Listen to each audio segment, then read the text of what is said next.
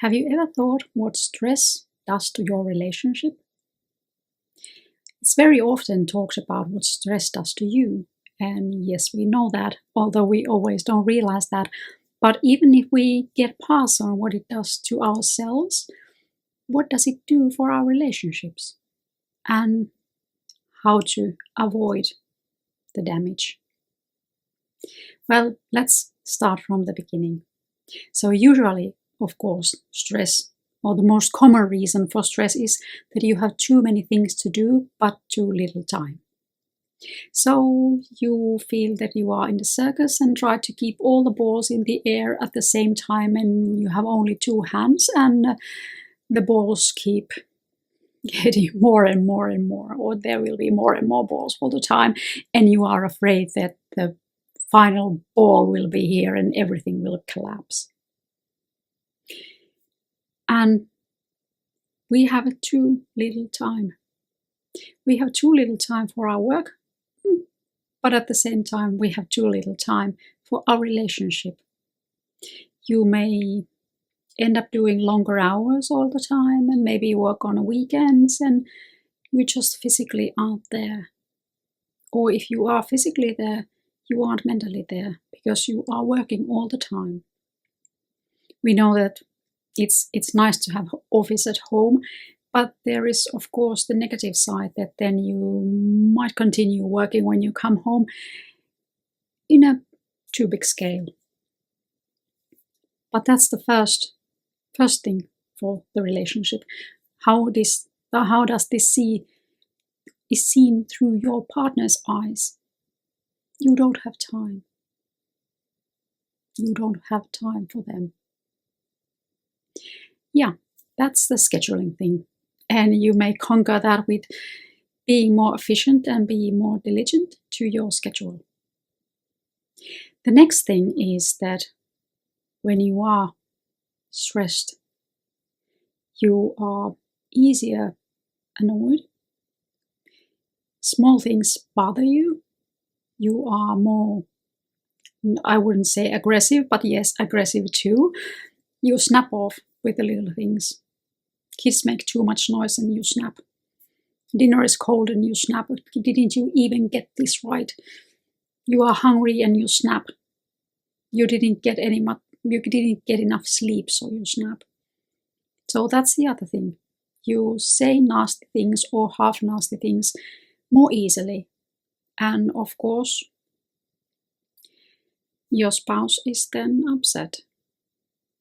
They may know that you are under a lot of stress, and of course we can be for a short period of time if we talk about days, but if we start to talk about weeks and months, that's too long time. And what's the third thing? The most serious thing is that you become somebody else. I know that I become somebody else when I'm stressed. I become this emotionless, overly calm robot that just does things and sometimes requires other people to do their part or does their part with the rage. And I know that I am not a very nice person then. Nobody likes me, everybody just clears out of my way. Especially my husband, that is the last in the family that I'm real threat to. Of course, I'm not threat to my children. I don't do anything like that. That's not in my nature. But anyway, I become somebody else.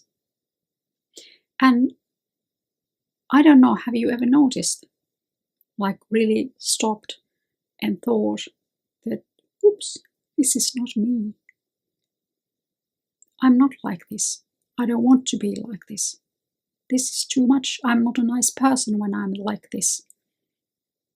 And then that's the last phase that you have to really do something about it. I know that in some cases we can clear our schedule, and that's possible, and we don't go bankruptcy even if we do that.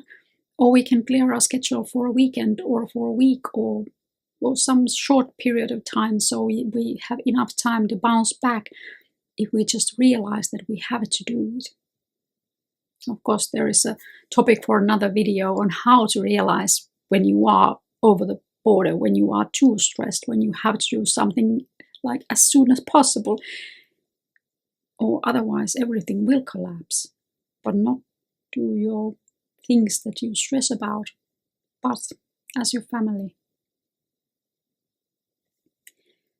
But those are the basic things. You don't have time for your spouse. You are snapping to your spouse. You are angry. You are hostile. You are mean. And you become somebody else.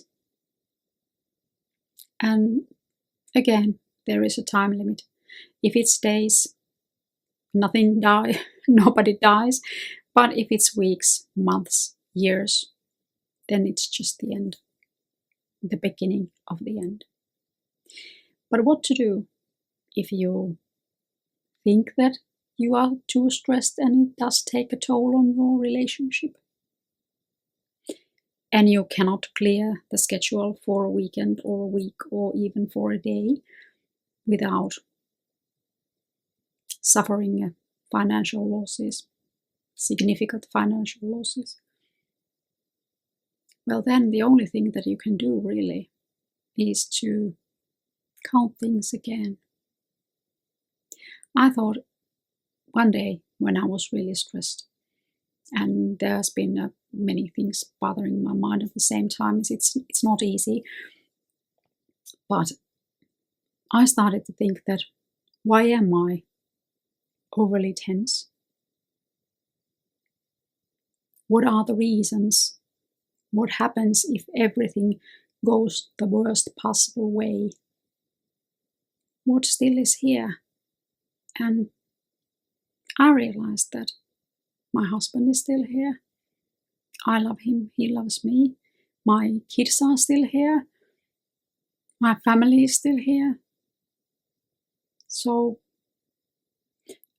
that's the important thing, that I really have to calm down, because these two things they are not rivalries for each other. I just have to calm down and realize what's important. And the most important thing for me are the people around me.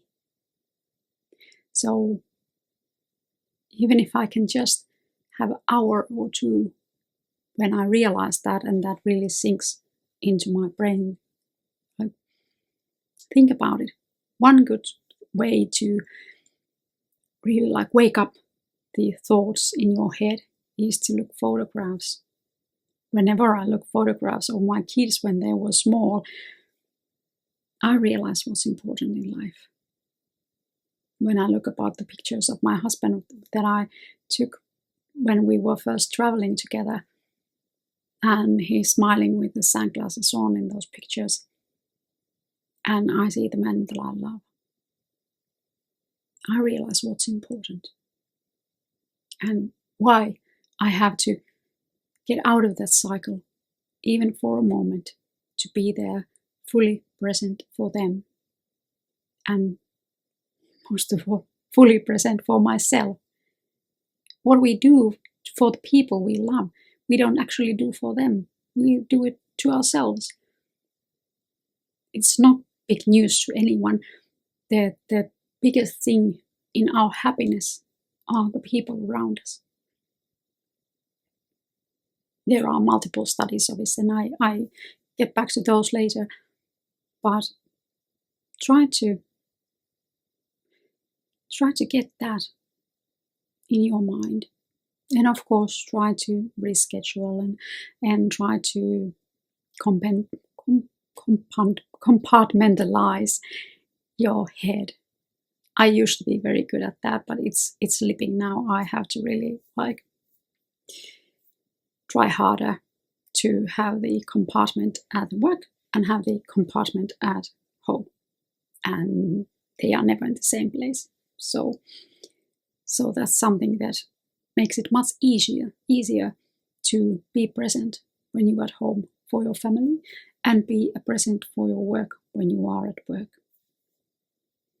But don't let stress and work and responsibilities of material kind to destroy your relationships, to destroy your family. This is something that I'm like, I get goosebumps when especially young people say that we are just going to work for 20 years like mad, and then we have time to be together, and then we have time for each other. And I'm afraid that you don't love each other anymore, and you don't want each other, and actually you hate each other. And after 20 years, you don't know how to let go anymore. You don't know how to just be and enjoy. And if you die at the 21st year, then you didn't enjoy life at all. And I don't recommend that for anyone. But of course, there are different situations in life. Sometimes you just have to do things to get by, to survive, to get forward, to try to get better life for you and your family. But realize that always, that if you are stressed, and if you are struggling, and if you are hurting, and if you are anxious, it's not just you, it's your relationship, the one that you love the most, and your children, they will suffer. So think about it and do something about it if you feel stressed, and if you feel that you don't have time, and if you feel that you are more angry and more annoyed than you should be, that you are not yourself. Please comment down below if you have some thoughts on how to really take off from the working world and from the financial issues and worries, and land in a place that is good for you mentally and for your relationships. I hope you have a great day. See you soon. Goodbye.